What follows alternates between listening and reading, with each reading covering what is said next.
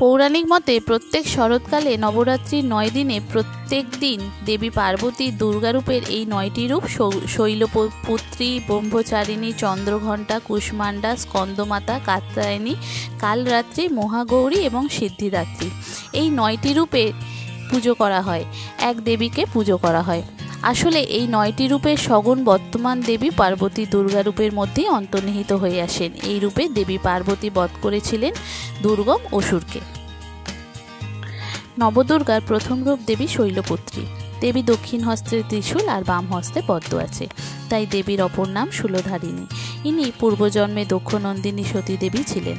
দক্ষের অমতে তিনি শিবকেই বিবাহ করেন। প্রতিশোধে দক্ষ এক শিবহীন যজ্ঞের আয়োজন করেন। বিনা নিমন্ত্রণে সতী দেবী পিত্রালয়ে গিয়ে অনেক অপমানিত হলেন। সতীরূপে আবির্ভূত মহামায়া দেহত্যাগ করেন। এরপর ভগবান শিব দক্ষ যজ্ঞ ধ্বংস করেন। এই দেবী মহামায়ার পরের জন্মে হিমালয়ের কন্যা পার্বতী রূপে জন্ম নেন। শৈলরাজ হিমালয়ের কন্যা হবার জন্য দেবীর আরেক নাম শৈলপুত্রী। মা পার্বতীর নবশক্তির দ্বিতীয় রূপ হলেন ব্রহ্মচারিণী। এখানে দেবীর ডান হাতে জপের মালা এবং বাঁ হাতে কুমণ্ডল ধারণ করে আছেন। পূর্বজন্মে সতী যখন হিমালয়ের কন্যা পার্বতী রূপে জন্মগ্রহণ করেছিলেন, তখন তিনি নারদের পরামর্শে ভগবান শঙ্করকে প্রতিরূপে লাভ করার জন্য কঠিন তপস্যা করেন। সেই কঠিন তপস্যার জন্যই তাকে তপস্যারিণী বা ব্রহ্মচারিণী বলা হয়। নবদুর্গার তৃতীয় রূপ হচ্ছে চন্দ্রঘণ্টা। এই দেবীর মস্তকে অর্ধচন্দ্র অবস্থান করে, তাই এই দেবীকে চন্দ্রঘণ্টা নামে ডাকা হয়। দেবীর এই স্বরূপ পরম কল্যাণকারী। এনার শরীরের রং স্বর্ণের মতো উজ্জ্বল। এই দেবী দশভুজা। দেবীর হাতে কমণ্ডল, তরোয়াল, গদা, ত্রিশূল, ধনুবান, পদ্ম, জপমালা থাকে। দেবী তার ঘণ্টার ন্যায় প্রচণ্ড চণ্ডধ্বনিতে দুরাচারী রাক্ষস, দানব ও দৈত্যদের প্রকল্পিত করেন। দেবী পার্বতী তার চতুর্থ স্বরূপে কুষ্মাণ্ডা নামে পরিচিত। নবরাত্রির চতুর্থ দিনে মাতৃপ্রাণ ভক্তগণ এই কুষ্মাণ্ডার রূপেই আদ্যাশক্তিকে আহ্বান করে থাকেন। এখানে দেবী সিংহবাহিনী, ত্রিনয়নী ও অষ্টভুজা। 8টি হাতে সুদর্শন চক্র, ধনুর্বাণ, রক্তপদ্ম, কমণ্ডল ইত্যাদি দৃষ্টিগোচর হয়। মায়ের বাম হস্তে একটি অমৃতপূর্ণ কলসও রয়েছে। এখানে দেবী ভগবতী পার্বতী অমৃতপূর্ণ কলস অর্থাৎ ব্রহ্মজ্ঞানের আধার হাতে নিয়ে বসে রয়েছে। মা দুর্গার পঞ্চম শক্তি হলো স্কন্দমাতা। স্কন্দের জননী হওয়ায় তাকে স্কন্দমাতা বলা হয়। এটা বিশ্বাস করা হয় যে সূর্যমণ্ডলের প্রধান দেবতা হওয়ার কারণে তার সুন্দর চিত্রটি বিশ্বজুড়ে আলোকিত হয়েছে। আমরা যেমন দেবীকে গণেশ জননী হিসেবে বেশি পুজো করি, পশ্চিম ভারতে আবার দেবী মান্যতা পান কার্তিকের মাতা হিসেবে। কার্তিকের আরেক নাম হচ্ছে স্কন্দ। নবরাত্রির পঞ্চম রাতে দেবী পার্বতী পুজো হন স্কন্দমাতা রূপে। ত্রিনয়নী দেবী 4 হাত বিশিষ্টা। ডান দিকের উপরের হাতে ধরে রয়েছেন শিশু কার্তিকে। প্রস্ফুটিত পদ্ম থাকেন তার এক দক্ষিণ হস্তে। বাম দিকের হাতে বরাভয় দিচ্ছেন আর এক হাতে ধরে আছেন পদ্ম। দেবী এই রূপে দেবী দুর্গা সিংহবাহনে উপবিষ্ট হন।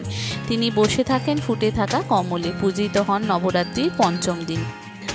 কাত্যায়নী এই নামের এবং রূপের সঙ্গে জড়িয়ে আছে এক পৌরাণিক কাহিনী। বৈদিক যুগে কাত্যায়ন নামে এক মহারিষি ছিলেন।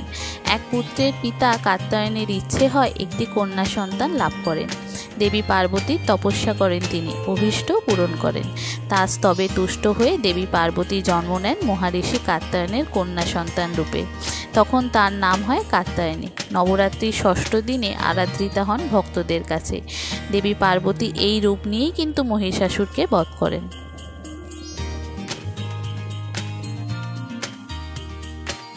এখানে দেবী কৃষ্ণবর্ণা। আলুলায়িত কেশে তিনি ধাবিত হন শত্রুর দিকে।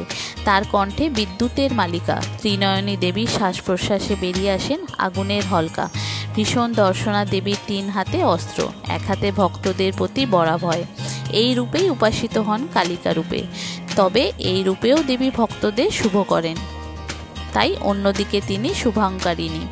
দেবীর বাহন গর্ধব। ভক্তরা তার পুজো করেন নবরাত্রির 7ম রাতে।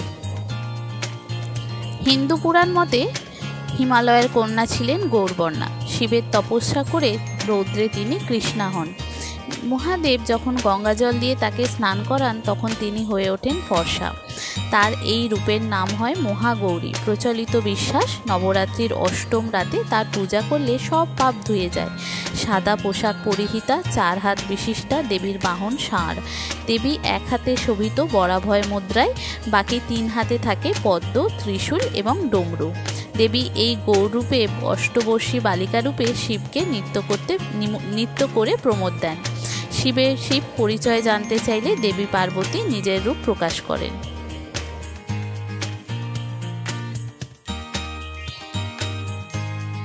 হিন্দু শাস্ত্রে বর্ণিত আছে নবদুর্গা নবম তথা শেষ রূপ হলো সিদ্ধিদাত্রী বা সিংহবাহিনী।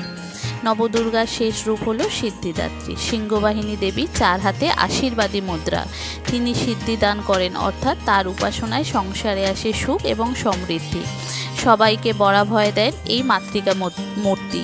দেবী ভগবত পুরাণে আছে স্বয়ং মহাদেব দেবী পার্বতীকে সিদ্ধিদাত্রী রূপে পূজা করেছিলেন এবং তার ফলে মহাদেব সকল সিদ্ধি লাভ করেন। সিদ্ধিদাত্রীর আশীর্বাদেই সব সিদ্ধি লাভ করেন মহাদেব। নবদুর্গার শেষ রূপটি হল সিদ্ধিদাত্রী। সিদ্ধিদাত্রী চতুর্ভুজা রূপেও দেখা যায়, সেখানে শিবের তিনি আরাধ্যা। এই হলো নবদুর্গার চর্চিত কাহিনী। প্রতি শরৎকালে নবরাত্রিতে 9 দিনে প্রতিদিন দেবী পার্বতী দুর্গা রূপের এক একজনের পুজো করা হয়। আসলে এই যে 9টি রূপে সব গুণ বর্তমান দেবী পার্বতী দুর্গা রূপে, সেই রূপেই দেবী পার্বতী বধ করেন অসুররাজ মহিষাসুরকে। দেবীর অপর নাম দুর্গতি নাশিনী। আজকে আমার এই ব্লগটি পুরোটাই নবদুর্গাকে নিয়েই। কেমন হলো জানাবেন। আর সমস্ত কিছু আমি গুগল থেকে সার্চ করে পেয়েছি। সবাই সবটা জানে, কিন্তু তাহলেও আমার ইচ্ছা ছিল আমি আজ এইটা নিয়ে একটা ব্লগ করব। তো আজকে সেটাই আপনাদের সঙ্গে শেয়ার করছি। কোনো যদি ভুল ত্রুটি করে থাকি আমাকে ক্ষমা করে দেবেন। আর যে সমস্ত ছবি আমি এখানে নিয়েছি সবকটাই গুগল থেকে সার্চ করে নেওয়া, আর সমস্তটাই আমি সার্চ করে তারপরে আপনাদের সঙ্গে পরিবেশন করছি। কেমন হলো জানাবেন। ভালো লাগলে লাইক শেয়ার করে দেবেন। নতুন বন্ধুরা অবশ্যই পাশে থাকবেন। থ্যাংক ইউ বন্ধুরা। সাবধানে থাকবেন, ভালো থাকবেন, সুস্থ থাকবেন। Thank you.